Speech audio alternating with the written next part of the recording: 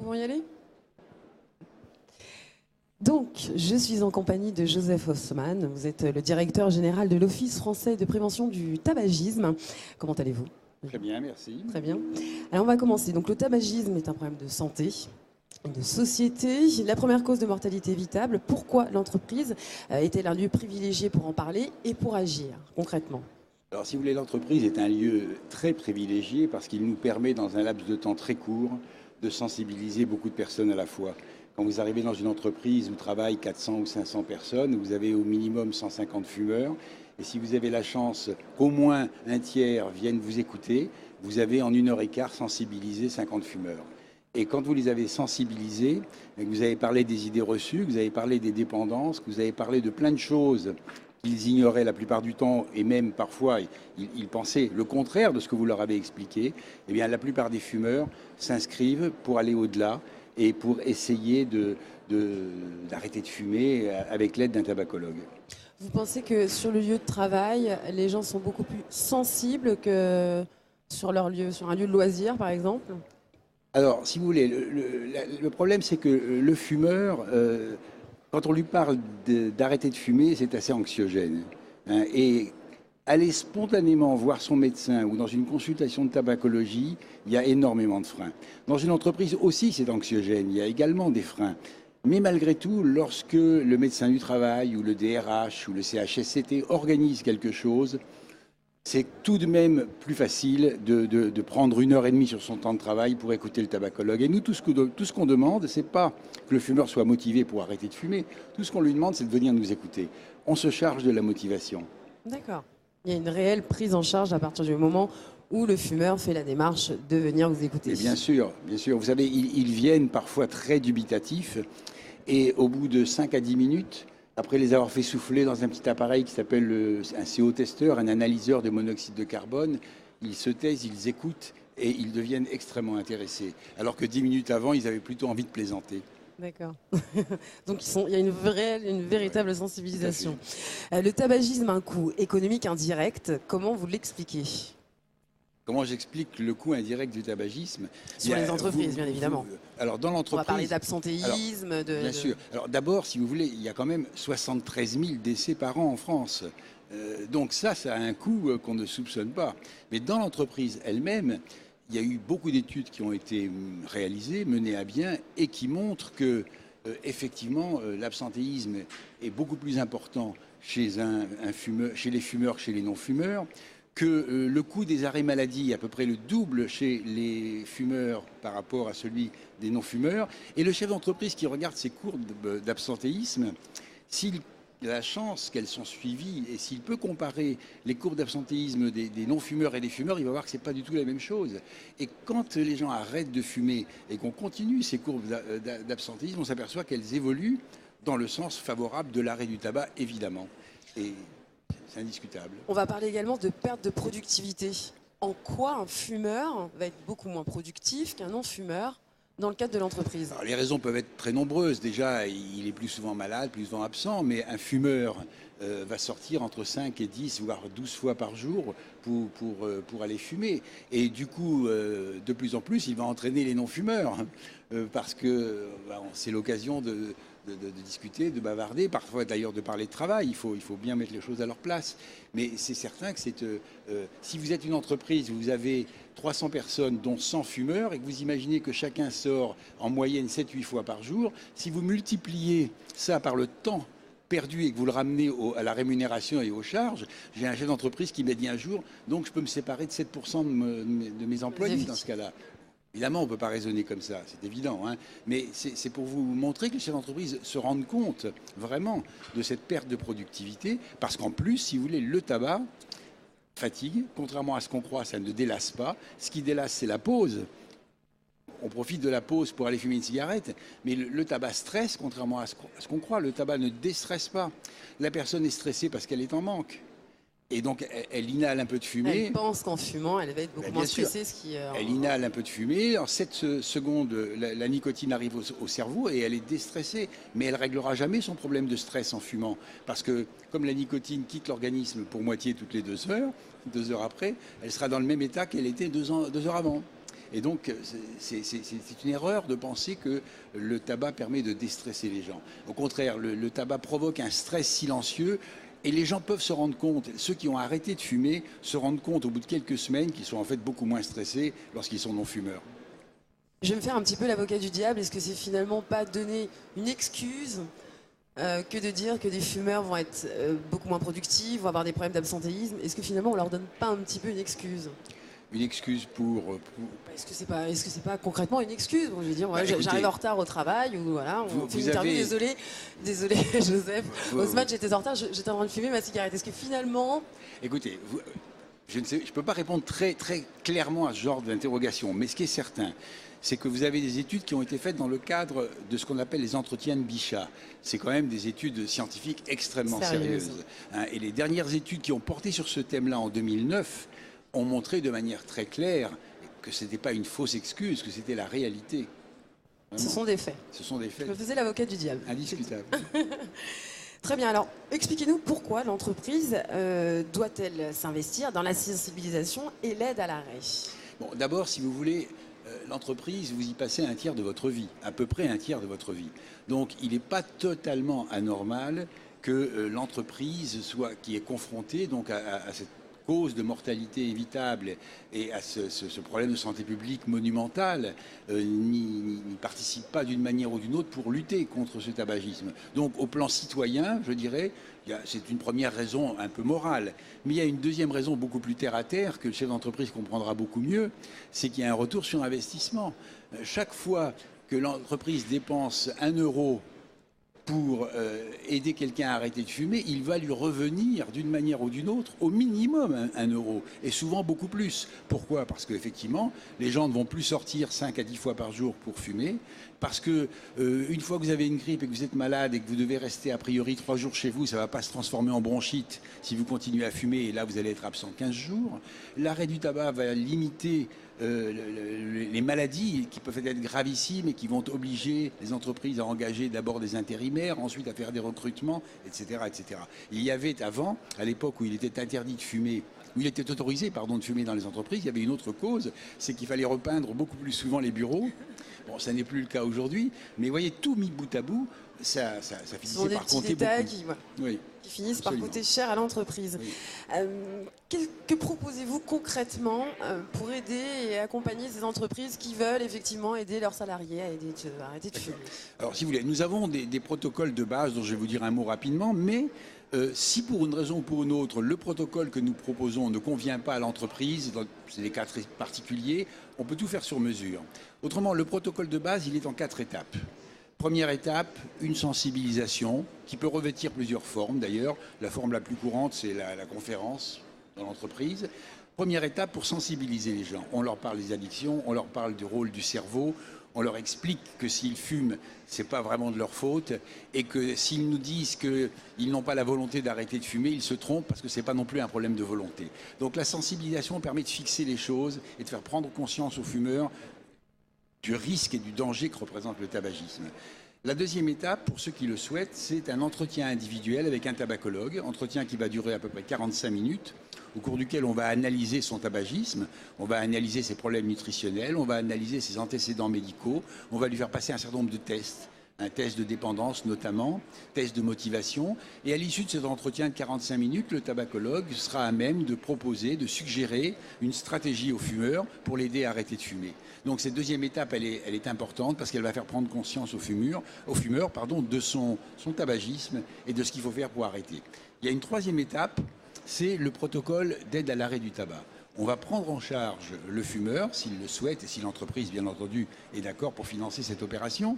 Et on rappelle que c'est à la charge de l'entreprise. Absolument, c'est à la charge de l'entreprise. Du salarié. Mais elle a un retour sur investissement certain, je le rappelle aussi. Tout à l'heure, bien sûr. Et donc, on va suivre le fumeur entre 4 et 6 ou 8 mois par des entretiens, soit en face à face, soit par téléphone, soit des entretiens mixtes, face à face et téléphone, pour essayer de l'amener le plus loin possible vers l'arrêt du tabac. Et ensuite, la quatrième étape, si l'entreprise le souhaite et si les fumeurs le veulent bien, on va donner la possibilité aux fumeurs, soit qu'il ait arrêté de fumer, soit qu'il ait diminué, soit qu'il n'ait pas encore entré dans le processus d'arrêt, pendant 1 an, pendant 12 mois, de nous appeler quand il veut, sur une ligne dédiée, pour nous parler de ses problèmes, pour nous les exposer, pour nous aider à l'aider. Et s'il ne le faisait pas, ça pourrait être bon signe, ça pourrait vouloir dire qu'il a arrêté et qu'il n'a plus besoin. Alors, mais dans ce cas-là, c'est nous qui le vérifions en appelant. C'est nous qui appelons. Il y a un véritable accompagnement. Oui, parce que contrairement, alors pour le coup, à ce que disent un certain nombre d'études, il ne suffit pas de parler 5 fois à un fumeur en moyenne pour l'aider à arrêter de fumer. Il y a des gens qui arrêtent du premier coup et il y a des gens qu'il va falloir appeler 15 fois, 20 fois avant de les voir enfin réussir à arrêter. C'est un processus très complexe. Mais alors justement, tout à l'heure, vous parliez de motivation. Quelqu'un qui n'est pas motivé, finalement, va pas avoir moins de difficultés puisqu'il n'était pas dans l'objectif de s'arrêter. Est-ce que finalement, ça va pas être plus facile de faire arrêter quelqu'un qui n'était pas motivé à l'origine plutôt que quelqu'un qui était motivé? C'est pas tout à fait sous cet angle qu'il faut voir la chose. Je vais essayer de vous expliquer biologiquement, mais très simplement. Lorsque vous êtes fumeur dépendant physiquement notamment, vous avez une zone de votre cerveau qui vous dit fume, j'en ai besoin. Un peu comme elle vous dit bois, t'as soif, ou mange, t'as faim. C'est la même chose. Hein, sauf que boire et manger, c'est indispensable pour vivre, alors que fumer, ça l'est pas. Mais le cerveau est leurré et cette zone lui dit fume. Mais il y a une autre zone de son cerveau qu'on appelle le cortex, en gros sa capacité à analyser les situations, son intelligence, si vous voulez, qui lui dit mais arrête de fumer, c'est pas bon pour ta santé. Et même, ça peut être pire que ça. Donc tous les fumeurs sont confrontés à une partie de leur cerveau qui leur dit fume et une autre qui leur dit arrête de fumer. Comment est-ce qu'ils vont s'en sortir? Ils vont s'en sortir parce que dans la réalité, il y a une troisième zone de leur cerveau, qui s'appelle le cerveau limbique, qui un jour, pour une raison ou pour une autre, peut-être parce que je serais venu leur parler ce jour-là, leur fera comprendre que c'est leur intérêt d'arrêter de fumer. Et à ce moment-là, la première méthode qui va passer, ils vont la choisir pour essayer d'arrêter. Ce ne sera d'ailleurs pas forcément la bonne. Mais ils auront déclenché ce qu'ils appellent la motivation. En réalité, la motivation, ça ne tombe pas du ciel. C'est une réaction du cerveau qui va donner ce désir, cette envie d'en sortir. Et c'est comme ça que ça se passe pour tout le monde. Donc vous permettez de solliciter cette partie du cerveau afin que ça soit beaucoup plus facile. Exactement. Très bien. Que pensez-vous de la cigarette électronique? Est-ce que c'est une réelle alternative ou est-ce que finalement c'est pas un problème déplacé? Alors vous devriez attendre peut-être 2 ou 3 ans et me reposer la même question dans 2 ou 3 ans. Aujourd'hui, très honnêtement, ce qui nous manque, c'est le recul. Le recul pour savoir ce qu'il en est très précisément. Il y a actuellement une étude dont nous a chargé le ministère de la Santé, la Direction générale de la Santé. Nous sommes chargés d'essayer de répondre à ce genre de questions. Alors il y a des choses qu'on peut imaginer et pour lesquelles on va répondre facilement. Mais il y a des choses où on ne peut pas. Il faut du recul. Par exemple, quel est l'impact des produits qu'on inhale malgré tout, qui sont mélangés à des arômes, qui sont mélangés parfois à de la nicotine? Quel est l'impact à terme sur la santé de ces produits-là? On n'en sait rien, on n'a pas assez de recul. Vous voyez, ça c'est la première chose. La deuxième chose, on ne sait pas encore de manière précise si les gens qui utilisent la cigarette électronique l'utilisent pour fumer là où c'est interdit, ou s'ils l'utilisent pour arrêter de fumer. C'est pas la même chose. Parce que vous pouvez l'utiliser là où c'est interdit et puis continuer à fumer normalement là où c'est pas interdit. Tout à fait. Et là, vous n'allez pas régler votre problème. Vous voyez, il y a des éléments comme ça qu'on n'a pas encore vraiment bien maîtrisés. Cela étant dit, on le saura certainement dans quelques temps. Et si c'est un processus ou un procédé qui vous aide à arrêter de fumer, il y a toutes les chances que ça soit vendu en pharmacie normalement. Si par contre c'est un système qui vous permet de fumer, ça sera vendu dans les bureaux de tabac et peut-être dans des magasins. Oui, parce que des non-fumeurs se mettent à la cigarette électronique. Alors ça c'est le côté. Il y a un côté ludique. Alors il y a un côté ludique, mais qui ne nous amuse pas du tout. Parce que lorsque des jeunes se mettent à la cigarette électronique alors qu'ils n'étaient pas fumeurs, nous estimons que ça risque d'être une entrée dans le tabagisme. Et qu'un jour ou l'autre, ils vont abandonner la cigarette électronique pour acheter des cigarettes, des vraies cigarettes. Et donc, c'est pour ça que tous les tabacologues aujourd'hui ne sont pas forcément d'accord sur l'impact de la cigarette électronique. On a tous des réticences et en même temps, on voudrait tous que ça serve à quelque chose. Voilà. Vous allez vous en servir, justement, dans les entreprises qui est un lieu où nous n'avons pas le droit de fumer. Est-ce que ça va être une solution alternative pour les fumeurs qui ne peuvent absolument pas s'empêcher de sortir, auquel cas de proposer la cigarette électronique? Peut-être que oui, mais il faut savoir par exemple qu'actuellement, dans les avions d'Air France, on n'a pas le droit de fumer la cigarette électronique. Donc il n'est pas exclu que les chefs d'entreprise interdisent... C'est plus pour des questions de sécurité. Pour des questions de sécurité, mais le chef d'entreprise est responsable de la sécurité des gens qui travaillent chez lui. J'entends bien. Mais c'est un petit peu différent. On ne sait pas. Dans un avion et dans une entreprise, oui, mais bon. On ne sait pas. Si vous fumez une cigarette électronique et que la batterie qui se trouve à l'intérieur de la cigarette, comme c'est arrivé à quelques reprises, explose et que vous êtes blessé, le chef d'entreprise peut être poursuivi. Il peut être poursuivi comme d'autres ont été poursuivis pour des problèmes d'amiante, par exemple. Alors, j'exagère un peu le trait, hein. J'exagère un peu le trait, mais c'est pour vous dire qu'on n'a pas de certitude. Certaines personnes ont des certitudes, moi en tout cas, je n'en ai pas. Mais cela pourrait être... Ça pourrait être très positif. Une solution. Très positif. Vous avez entendu parler de certains médicaments qu'on a mis sur le marché et qui étaient très positifs et qui, quelques années après, ont été retirés du marché parce que c'est le contraire. Au final, on s'est rendu compte du contraire. Donc à ce jour, on comptabilise, donc vous disiez 73 000. Moi j'avais un autre, j'avais 66 000. Enfin bon, bref, c'est déjà 66 000. Mais c'est déjà beaucoup trop. Il y a 5 ans, on disait 66 000. Bon, alors 73 000. Mes informations n'étaient pas à jour. 73 000 décès, ce qui est déjà beaucoup trop, donc liés au tabac. Si les entreprises jouent le jeu, dans 10 ans, à combien estimez-vous la réduction de ce chiffre?